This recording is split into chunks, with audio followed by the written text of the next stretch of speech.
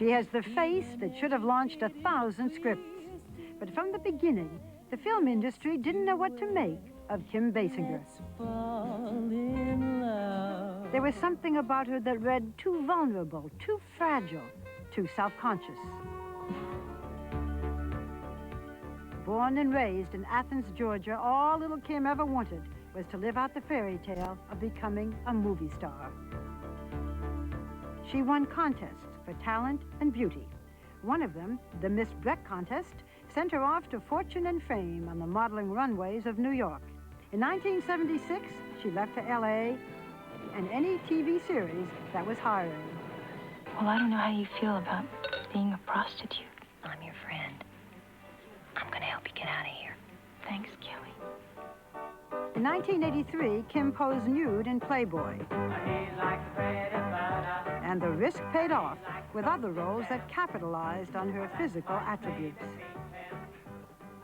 The erotic romp, 9.5 weeks, is probably one of the greatest rentals of all time.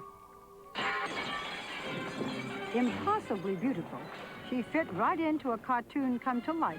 Hold on. 1989's Batman. But as the parts started rolling in, she made 2 professionally fatal mistakes. One, she acted on a beautiful, if misguided, fantasy and sank a fortune into the purchase of a small town, Brazelton, Georgia. 2, she backed out of a dud film called Boxing Helena and was sued for millions. To the industry, she was either a flake or untrustworthy. But to one actor, she was just an innocent. He wanted to love and protect her. I can't believe you did... What the hell are you doing? Alec Baldwin and Kim Basinger were like fire and ice, only it was hard to tell at times which was which. They got dreadful publicity as prima donnas on the set of The Marrying Man, but she went on to marry the man anyway. 2.5 years ago, Kim gave birth to their daughter, Ireland. Personally, she was fine. Professionally, she was finished. Merry Christmas. Merry Christmas to you, officer. But this story has a happy ending. Last March, Kim's Academy Award-winning performance in LA Confidential was a rebirth. You're the first man in 5 years who didn't tell me I look like Veronica Lake inside of a minute. You look better than Veronica Lake. She plays, ironically, someone pretending to be a movie star, and she uses everything God gave her to breathe life into this tragic heroine. If you're asking me for a date, I should know your first name. She is still vulnerable, but now it's not her stumbling block, it's her style. Well, this sure doesn't look like Hollywood, California. Today, Kim Basinger is probably the most beautiful 44-year-old on the planet. But I love this. Her priorities right now are animal rights and the upkeep of this farmhouse where this summer she and Alec threw a fundraiser for President Clinton. And I can have the best of both worlds, you know. It's here in this country setting not far from Manhattan that Kim believes she and her family will live happily ever after. Kim, before LA Confidential, you hadn't made a film in about 3 years, and some of them before that were not all that terrific. But I understand you didn't want this role, that you almost turned it down. Why? Well, to be honest, it was a time in my life I had just had the baby. And I had no interest in going back to work whatsoever. None. And when I read this the same way I had read 2 or 3 other scripts that had been sent my way. I would sort of half read them and put it over to the side and run and go play with the baby and call my agent and say, no, this isn't right. I don't want to do this. Yeah. He called me back and he said, I think you should take another look at this. And I did, and I read it, and I read it from cover to cover after I put the baby to sleep one night, and I said, I have to say this dialogue. I have to do this part. I want to go back to your childhood. What were you like as a child?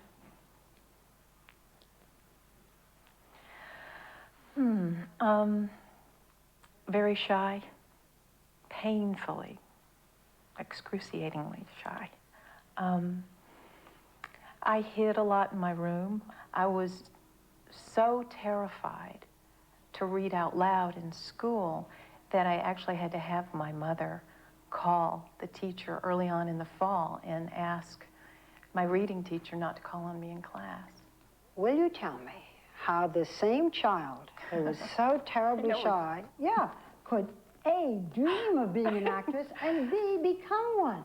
I think I'm determined to beat the fears in my life. And I think that's one reason I am an actress. At 16, even being shy, you won the Athens, Georgia Junior Miss Contest. Yep. What was your talent? On a bet my father made with me, he had always heard me do a little scene from My Fair Lady and sing Wouldn't It Be Lovely? I mean, he said, I want you to, be in that contest. I want you to sing this song in that contest. And I said, oh, Daddy, no, I can't. I'll get up and I'll faint and I'll make a fool of myself in front of everybody. And he said, I bet you won't. I bet you won't. And you know the funny thing about that? Do you know that night, over every accomplishment professionally I've ever accomplished in my life, anything I've ever done, nothing meets that night. It was a wonderful moment. Because it pleased Daddy? Oh, I think that's a very big part of it, absolutely. I think that's a very big part of it. Daddy, who had not been too encouraging? Very true. Very true. At one point, early on in your acting career, you had terrible anxiety attacks, agoraphobia, fear of leaving the house. Oh, you did do your homework. Oh, I did do my homework. You did. Very true. It was an amazing experience. I mean, I spent time in my house wondering what was wrong with me. So I got help. I got help. Being educated about it. Fear of the marketplace. Why these anxiety attacks happen. And most women think that they're going crazy. But I had to reteach myself to drive, to leave the house inch by inch by inch, to go over bridges and through tunnels. And it was an amazing education for me. Kim, I wanted to ask you, in 1989, you and a group of investors bought the small town of Brazelton, Georgia, population 500. You bought most of the town, the bank, the department store, and the industrial park. Why did you want to own a town? I'm glad you asked me this question. I'll bet you are. There was so much written about it. I'm so glad. First of all, let me correct something. I never owned a town. Never. I never bought a town. I don't have $20 million. I never did. I saw, my hometown is Athens, Georgia. But this little town is not far from there, and my brother-in-law led me to this little town. And I saw this in my mind originally as a dream, as something that I could preserve in the South, because I really do love the South. On the other hand, my brother-in-law and my brother had said, really filled me in on what a great investment this may be up the road. So I set out to find the money, and I found this investment group, Ameritech, out of Chicago, and they came in, and they bought this town, and contractually they said they would develop the town. And then everything went down with real estate, the economy and everything, and because my name was in front of this entire project, I went up with it, but I went down with it also. Yeah. It changed your reputation to some degree. People thought you were a little flaky. Beyond. What were you doing with this town? It affected your career. Beyond. I have never seen anything like it. Then came the next trauma. In 1993, you were ordered to pay Mainline Pictures $8.1 million for allegedly backing out of the film Boxing Helena.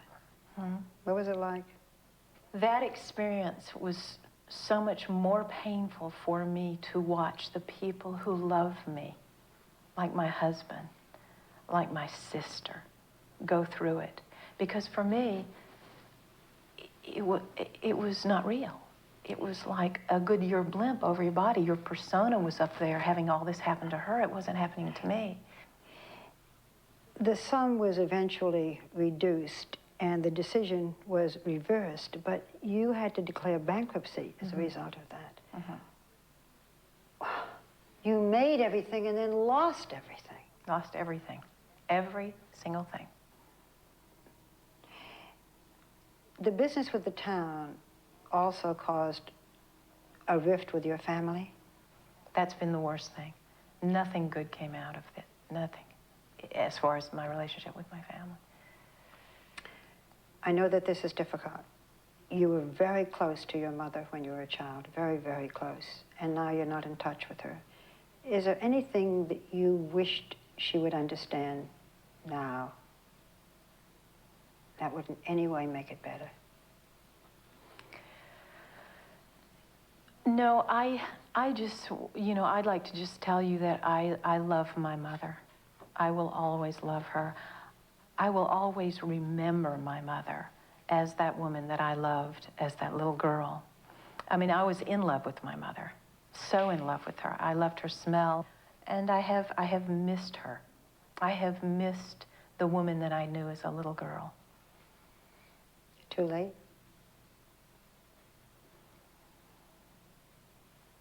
I don't know. You never know the answer to that. I don't know the future. Let's talk about happy times. Okay? As these troubles were all beginning, silver lining, you do The Marrying Man and you meet Alec Baldwin. Love at first sight? Second and third and second and third and fourth. Oh boy, oh boy, oh boy. Yeah, it was just this black Irish Catholic boy from Long Island meeting this Southern Protestant, two headstrong kind of people, but yeah. It was a wonderful time. He helped to bail you out. He was your knight in shining armor. Did he help you financially? Oh, absolutely. He was there. Yeah, he was there in a lot of ways, but absolutely he helped me. So tell me about 2.5-year-old Ireland? 2 and 4 months. 2 and 4 months. My everything. My life. I love her beyond. And I'm so proud of her. There's nothing in this world that I will ever do that will be any greater than having given birth to that baby girl. Are the anxieties over for you in your life? No, I've got my battles. I've got my fears. But you know what? I befriend my fears, and I'm very grateful for everything I've been through. Everything, Barbara. The trial, Brazelton, and agoraphobia. These things have been only gifts in my life. I know now. I know. I know. The trials and tribulations, once you get through them, it's just riches. Are you happy? Extremely happy. Couldn't be happier, couldn't be luckier. Dreams really do come true, Barbara. They do.